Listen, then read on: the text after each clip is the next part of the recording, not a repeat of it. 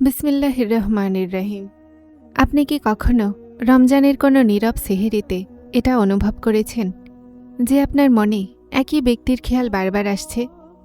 আপনি কি কখনো দোয়ার জন্য হাত তুলেছেন আর নিয়ন্ত্রণহীন তার নাম আপনার জবানে এসে গেছে? যদি এমন হয় তো আজকে এই কথাগুলো আপনার জন্য। মনোযোগ দিয়ে শুনুন, কেননা হতে পারে এটা আপনার তকদিরের ইশারা। রমজান শুধুমাত্র ক্ষুধা আর তৃষ্ণার নাম নয়, এটা মনগুলোর পরিষ্কার আর তকদিরের ফয়সালার মাস। এই মাসে আল্লাহ তাআলা বান্দার মনের কথাগুলোও শুনে নেন আর তার ভাগ্যের দরজাগুলো খুলে দেয়। কিন্তু প্রশ্ন এটাই যে পছন্দের ব্যক্তি কি সত্যিই আপনার নসিবে আছে, নাকি এটা শুধুমাত্র মনের ভুল? সবচেয়ে প্রথম নিশানি হলো এটা যে যদি রমজানে আপনার মন শান্তি পাচ্ছে। মনে রাখুন, যদি কোনো ব্যক্তির খেয়াল যদি আপনাকে গুনাহের দিকে নয় বরং ইবাদতের দিকে নিয়ে যায়, যদি তার স্মরণে আপনি আরও আল্লাহর নিকটবর্তী হতে লাগেন, যদি আপনি এটা ভাবতে লাগেন যে আমি নিজেকে উত্তম বানাবো, যেন যদি সে আমার তাকদিরে থাকে তো আমি যেন তার যোগ্য হতে পারি, তো এটা সাধারণ ভালোবাসা নয়, এটা পবিত্র নিয়তের ইশারা হয়। রমজানে শয়তানকে কয়েদ করে দেয়া হয়। এই মাসে মনের আওয়াজ আরও বেশি পরিষ্কারভাবে শোনা যায়। যদি এই পবিত্র মাসেও সেই ব্যক্তি আপনার মনে সম্মান আর হালাল নিয়তের সাথে উপস্থিত আছে, তো এটা এই কথার ইশারা হতে পারে যে আল্লাহ আপনার মনে সেই চাওয়া কোনো হিকমতের কারণে দিয়েছেন। কিন্তু মনে রাখুন, যদি সেটার খেয়াল আপনাকে অবিশ্বাসী করে, ইবাদত থেকে দূরে করে, গুনাহের দিকে নিয়ে যায় অথবা সবর কেড়ে নেয়, তাহলে এটা পরীক্ষার ইশারা নয়। রমজানে যেই ভালোবাসা আপনাকে সিজদা পর্যন্ত নিয়ে যায়, সেই ভালোবাসাই সত্য ভালোবাসা। অনেক মানুষেরা বলে যদি সে আমার নসিবে থাকে তো আল্লাহ নিজে রাস্তা বানিয়ে দিবেন। এই কথা সঠিক, কিন্তু রাস্তা সবসময় জলদি তৈরি হয় না।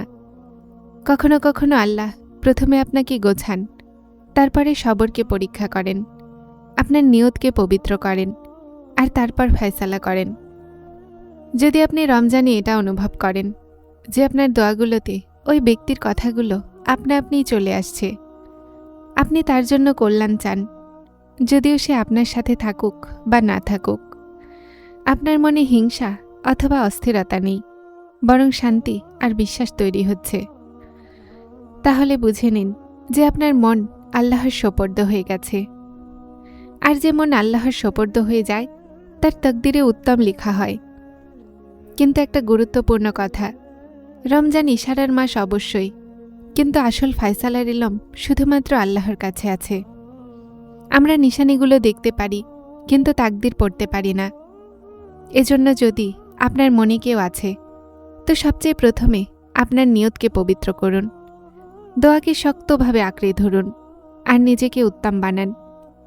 কেননা যদি তিনি আপনার নসিবে থাকে তো কোনো শক্তি তাকে আপনার থেকে দূরে করতে পারবে না। আর যদি না থাকে তো বিশ্বাস রাখুন, আল্লাহ আপনার জন্য তার চেয়ে উত্তম লিখে রেখেছেন। আপনি কি কখনো রমজানের নীরব রাতে এই দোয়ার জন্য হাত তুলেছেন আর নিয়ন্ত্রণহীন তার নাম জবানে এসেছে? যদি এমন হয় তো এটা কাকতালীয় হতে পারে না। আজকের এই কথাগুলো মনোযোগ সহকারে শুনুন, কেননা হতে পারে এটা আপনার তাকদিরের একটা ইশারা।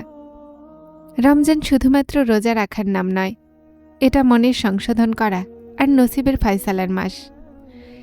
এই মাসে আল্লাহ তাআলা বান্দার মনের গভীরতাকে পরখ করেন, নিয়তগুলোকে পরখ করেন আর অনেক সময় এমন ইশারা প্রকাশ করেন যা সাধারণ দিনগুলোতে অনুভব হয় না। প্রশ্ন এটাই যে পছন্দের ব্যক্তি কি সত্যিই কি আপনার নসিবে আছে, নাকি এটা শুধুমাত্র মনের চাওয়া? সবচেয়ে প্রথম নিশানি এটা যে যদি রমজানে সেই ব্যক্তির খেয়াল আপনাকে আল্লাহর নিকটে নিয়ে যায়, যদি তার স্মরণে আপনি গুনাহ থেকে দূরে যেতে লাগেন, যদি আপনি ভাবেন যে আমি নিজেকে উত্তম বানাবো, যেন যদি সে আমার তাকদিরে থাকে তো আমি যেন তার যোগ্য হতে পারি, যদি তার জন্য আপনার মনে পাক নিয়ত আর হালাল সম্পর্কে চাওয়া থাকে, তো এটা সাধারণ ভালোবাসা নয়, এটা নিয়তের পবিত্রতার আলামত। রমজানে শয়তান কয়েদ হয়ে যায়, এই মাসে মনের আওয়াজ বেশি পরিষ্কার শোনা যায়।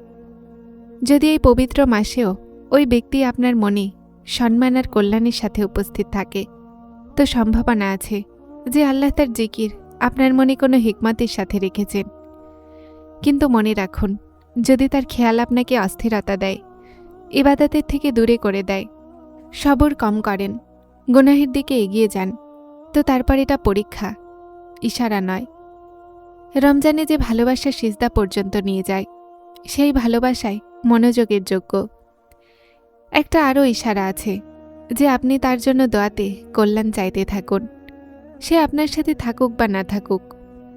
ইয়া আল্লাহ, সে আমার হকে উত্তম হলে তাকে আমার নসিব বানিয়ে দিন, আর যদি না থাকে তো আমার মনকে রাজি করে দিন। তো বুঝে নিন, আপনার মন আল্লাহর সোপর্দ হয়ে গেছে। আর যেই মন আল্লাহর সোপর্দ হয়ে যায়, তার তাকদিরে উত্তম লেখা হয়। অনেক মানুষেরা তাড়াতাড়ি ফয়সালা চায়, কিন্তু রমজান আমাদেরকে সবর শিখায়। কখনো কখনো আল্লাহ প্রথমে বান্দাকে আগে সামলান, তার নিয়তকে পাক করেন, তার সবরকে মজবুত করেন, তারপর তার দোয়াকে কবুলিয়তের দরজা দেন। মনে রাখুন, নিশানিগুলো পেতে পারেন, কিন্তু ইলম শুধুমাত্র আল্লাহর কাছে আছে। যদি সেই ব্যক্তি আপনার নসিবে আছে, তো কোনো শক্তি সেটাকে আপনার থেকে আলাদা করতে পারবে না। আর যদি না থাকে, তো বিশ্বাস রাখুন, আল্লাহ আপনার জন্য সেটার চেয়ে উত্তম ফয়সালা করবেন। আপনি কি কখনো এটা অনুভব করেছেন যে ইফতারের সময় দোয়া করতে গিয়ে মন হঠাৎ খুব নরম হয়ে যায়? কখনো কি সেহেরের আগে তাহাজ্জুদে এমন শান্তি পেয়েছেন যে এমন লেগেছে যেন আল্লাহ আপনার সাথে আছেন, আপনার কথা শুনছেন? যদি রমজানে মনের কৈফিয়ত বদলাতে লাগে, তো এটা শুধুমাত্র অনুভূতি নয়, এটা ইশারাও হতে পারে। রমজান মনগুলোকে জীবন্ত করার মাস। এই মাসে যখন বান্দা খাস নিয়তে দোয়া করে, তো তার ভিতরে আজব পরিবর্তন আসে। দ্বিতীয় বড় নিশানি হল অস্থিরতা কম আর সবর বেশি হতে লাগে। আগে আপনি সবসময় ভাবছিলেন যে কখন হবে, কিভাবে হবে, কেন হচ্ছে না। আর রমজান আসতেই মন এটা বলতে লাগে, ইয়া আল্লাহ, আমি আপনার ফয়সালাতে রাজি আছি। তো এটা অনেক বড় রুহানি পরিবর্তন, কেননা সত্য ভালোবাসা সবসময় সবরের সাথেই চলে। আর একটা নিশানি এটা যে আপনার দোয়াগুলো বদলে যায়। আগে আপনি হয়তো এটা চাইতেন যে ইয়া আল্লাহ, তাকে আমার বানিয়ে দিন, কিন্তু এখন আপনি এটা চাইছেন, ইয়া আল্লাহ, যদি এটা আমার হকে উত্তম হয় তো সেটা আমাকে দিয়ে দিন, না হলে এর চেয়ে উত্তম আমাকে দিন, আর আমার মনকে প্রশান্ত করে দিন। যখন দোয়াতে কল্যাণ সামিল হয়ে যায়, তো বুঝে নিন আপনার নিয়ত পবিত্র হয়ে গেছে। রমজানে অনেক সময় আল্লাহ মনকে শান্তির চাদরে ঢেকে দেন। আপনি ভাবেন সেই ব্যক্তি আপনার জীবনে আসেনি, কিন্তু তারপরও মন ভাঙা অনুভব হয় না। আপনার ভেতর থেকে বিশ্বাস আসতে লাগে যে যা হবে উত্তম হবে। এই শান্তি এই কথার আলামত হতে পারে যে আল্লাহ আপনার তাকদির লিখছেন আর আপনাকে ওই ফয়সালার জন্য তৈরি করছেন। কিন্তু যদি রমজানে আপনার অস্থিরতা বেড়ে যায়, যদি আপনি প্রতিটা নামাজে কাঁদতে থাকেন কিন্তু মনে শান্তি না পান, যদি আপনি আল্লাহর কাছে অভিযোগ করতে লাগেন, তো থেমে নিজের মনকে শান্ত করো। হয়তো এটা ইশারা যে প্রথমে আপনাকে আপনার রবের সাথে সম্পর্ক মজবুত করতে হবে, নাকি কোনো বান্দার সাথে। রমজান আমাদেরকে এটা শেখায় যে ভালোবাসার প্রথমে আল্লাহর সন্তুষ্টি জরুরি। যদি আল্লাহ রাজি হয়ে যায়, তো সেটাই নসিবে উত্তম হবে।